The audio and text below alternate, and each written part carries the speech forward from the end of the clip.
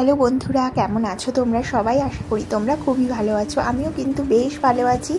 আর আজকে সকালবেলা থেকেই আমার না একদম রান্না করতে ইচ্ছা করছিল না, তো মোটামুটি যেটুকু রান্না করার সকালে করে নিয়েছি, মানে সুপ্রিয়কে দেওয়ার মতো। আর আমি না এই যখন বিয়ের পর প্রথম হায়দ্রাবাদে এলাম, তখন আমার রান্না করতে ইচ্ছা করতো না। তখন না দিদা আমাকে খুব সহজ একটা রেসিপি বলেছিল বোয়াল মাছ বা আর মাছ যদি বাড়িতে থাকে, সেটা সমস্ত মশলা মানে পেঁয়াজ, আদা, রসুন, টমেটো, লঙ্কা সব দিয়ে বেটে নুন হলুদ দিয়ে এরকম কাঁচা বসিয়ে দিবি কড়াইয়ের মধ্যে তেল দিয়ে, আর একটু তেল বেশি লাগে। এইভাবে ঢেকে কিছুক্ষণ মানে মোটামুটি 30 মিনিট মতো রান্না করে নিলে একদম লো ফ্লেমে দারুণ স্বাদের একটা বোয়াল মাছের রেসিপি তৈরি হয়ে যায়। তো আমি কিন্তু এই রেসিপিটা সেই যে শিখেছি, তারপর থেকে যখনই আমার রান্না করতে ইচ্ছা করে না, তখনই মানে বাড়িতে যদি বোয়াল মাছ বা আর মাছ থাকে, আমি এই রান্নাটা করে নিই। আর এই রান্নাটা খেতে কিন্তু গরম ভাতের সঙ্গে আমার জাস্ট দারুণ লাগে।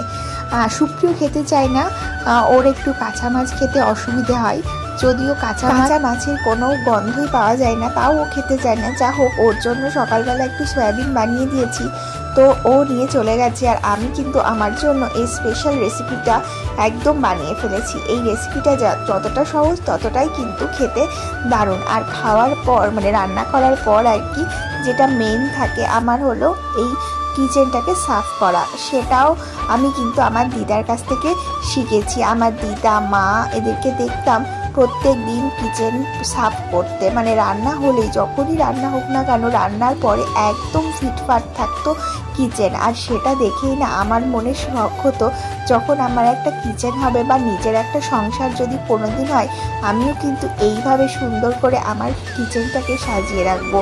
আর প্রত্যেকবার রান্না করার পর এই জন্য আমি সুন্দর করে আমার কিচেনটাকে গুছিয়ে নিই। তোমরা জানো আমার দিদার বয়স অনেক, মানে মোটামুটি 75 বছর বয়স, তাহলে বুঝতেই পারছো কতটা এজ। তারপরেও আমার দিদা কিন্তু ভীষণ অ্যাক্টিভ। আর রোজ কিন্তু আমার দিদা মানে 7-8 জনের রান্না একাই করে, আর তারপরে কিন্তু নিজেই 3-4টে তরকারি প্রত্যেক দিন রান্না করে, তাহলে বুঝতেই পারছো। আর দেখো, আমার কথা বলতে বলতে তোমাদের সাথে গল্প করতে করতে কিচেনটাও একদম পরিষ্কার হয়ে গেল। আর কিচেন পরিষ্কার হয়ে গেলে কতটা ভালো লাগে তোমরা বুঝতেই পারছো।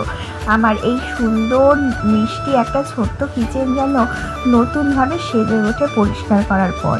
আর এদিকে দেখো, আমার বোয়াল মাছের রেসিপিটাও একদম রেডি হয়ে গেছে। তার সঙ্গে এই যে সয়াবিনের তরকারি অল্পই পড়ে আছে, সকালে সুপ্রিয়কে দেওয়ার পর একটু ছেলের জন্য রেখেছি, আর একটা সব কিছু দিয়ে সবজি বানিয়েছি। আজকে বিশেষ কিছু রান্না করিনি।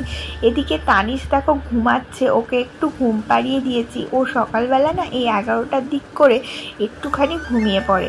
আর তারপরে না আমি আমার ড্রেসিং টেবিলটা আজকে গোছাতে চলে এসেছি। আমার ঘর সাজাতে ভীষণ ভালো লাগে, আর তার জন্য দেখো কি সুন্দর বোগেনভেলিয়ার দুটো মানে আর্টিফিশিয়াল গাছ কিনেছি। সেইগুলো কিন্তু দুটো আমার ভাসে সুন্দর করে রেখে দিয়েছি। আর তারপরে কিছু জামা কাপড় ছিল, সেগুলোকেও ভালো করে গুছিয়ে নিয়ে একদম আলমারিতে তুলে রাখবো, কারণ এটা আমার প্রত্যেক দিনকার ব্যাপার। প্রত্যেক দিনই আমার অনেক জামা কাপড় হয়, আর সেগুলো ওয়াশিং মেশিন আর কিছুটা হাতে কেচে আমি কিন্তু ছাদে মেলে দিয়ে আসি। আর তারপর শুকিয়ে গেলে সুন্দর করে আলমারিতে গুছিয়ে রাখি, তাতে কিন্তু আমার ঘরটাও মানে পরিষ্কার পরিচ্ছন্ন থাকে।